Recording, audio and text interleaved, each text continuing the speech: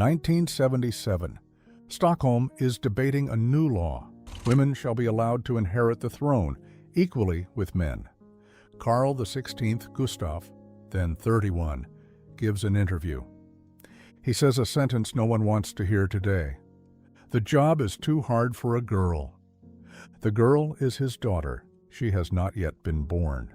Stockholm, the 30th of April 2026, Carl XVI Gustaf turns 80. Beside him stands the daughter he once said the throne was not meant for. She is now 49. She has been waiting for this throne for over 40 years. And on this birthday, the king repeats a sentence that sounds like duty, and yet leaves a question open. As long as my health allows, it is part of my role to remain in service. That is the official answer. But the real question is directed at someone else. Victoria is born in July 1977, the same year her father utters the sentence. At the time, she is not first in the line of succession.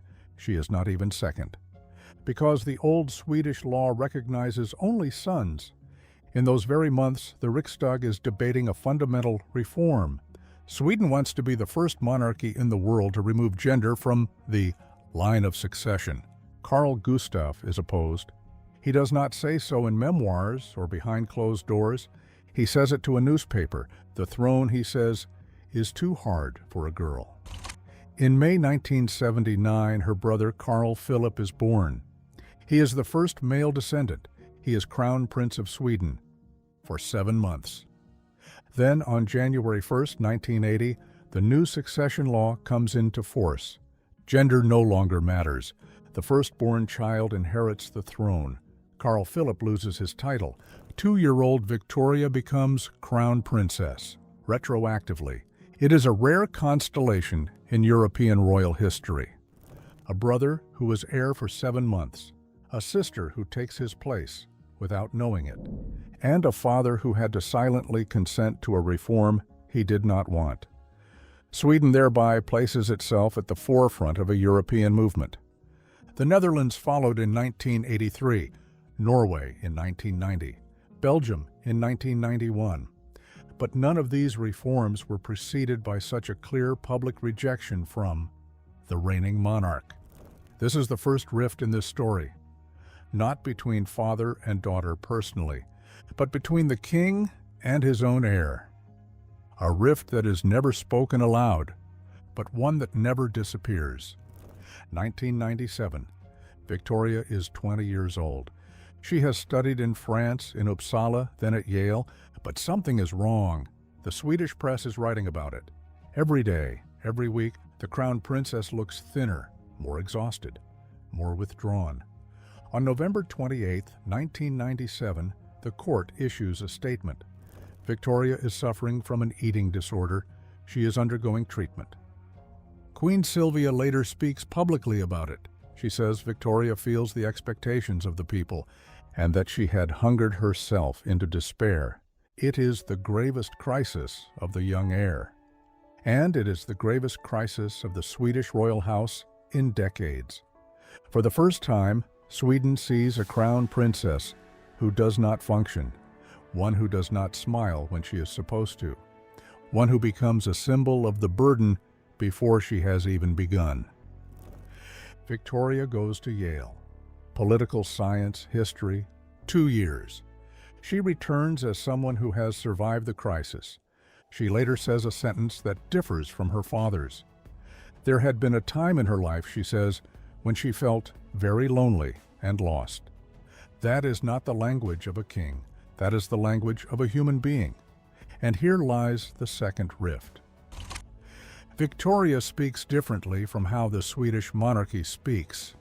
She makes herself vulnerable, and by doing so, she becomes close to the people. Where Carl Gustaf keeps his distance, his daughter steps closer. Where he stresses duty, she speaks of despair. Where he represents, she shows herself.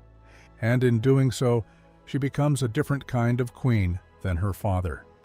Perhaps one he himself does not entirely understand. In 2001, Victoria meets a fitness trainer, Daniel Wessling. son of a social services director and a postal worker, from a town of 6,000 people called Ockelbo. Carl Gustaf is opposed to the relationship. For years, Westling is not of the right standing. Westling has no academic education. Westling is no partner for a future queen. Only in 2009 does the king consent to the engagement, 7 years after the relationship was first publicly confirmed. During this time, Westling is prepared behind the scenes. Language lessons, knowledge training, media coaching. The trainer becomes a prince consort. After the wedding on June 19, 2010, Victoria says a sentence from the palace. Balcony that is heard. She thanks the Swedish people because they had given her her prince. It is not the king who gives her the prince, it is the people. In Denmark, Margrethe abdicates. On New Year's Eve 2023, she announces it. On the 14th of January 2024, she hands over the throne to Frederick X. Margrethe is Carl Gustaf's cousin. He addresses her in telegrams as "Dear Cousin Daisy." For decades, she had said she would remain on the throne until her death. Then she changed her mind. After Margrethe's abdication, Carl Gustaf automatically becomes the longest-serving reigning monarch in the world. He stays. And in the interview for his 80th birthday, he stays as well. Duty, he says. But a 2024 poll shows 42% of Swedes want him to abdicate in favor of Victoria. Among those under 30, the majority is against the monarchy. Support for the crown has been falling for years. In 2003, it stood at 68%. In 2025, at 54%. Carl Gustaf himself ordered the line of succession in 2019. He stripped 5 of his then 7 grandchildren of the title Royal Highness. He concentrated the royal house on Victoria, Estelle, and Oscar. He is preparing the handover, but he does not carry it out. It is a paradoxical movement. The king tidies the house in which he does not want to remain. He arranges the line for a future he himself postpones. He acts like someone who knows the time is coming, but not like someone who lets it come. In Stockholm, in the hall, stands a woman who has herself abdicated, Margrethe. Beside her, a king who does not abdicate. Behind him, a daughter who waits. For nearly half a century, Carl Gustaf had once said the throne was too hard for a girl. The girl is now 49 and still waiting.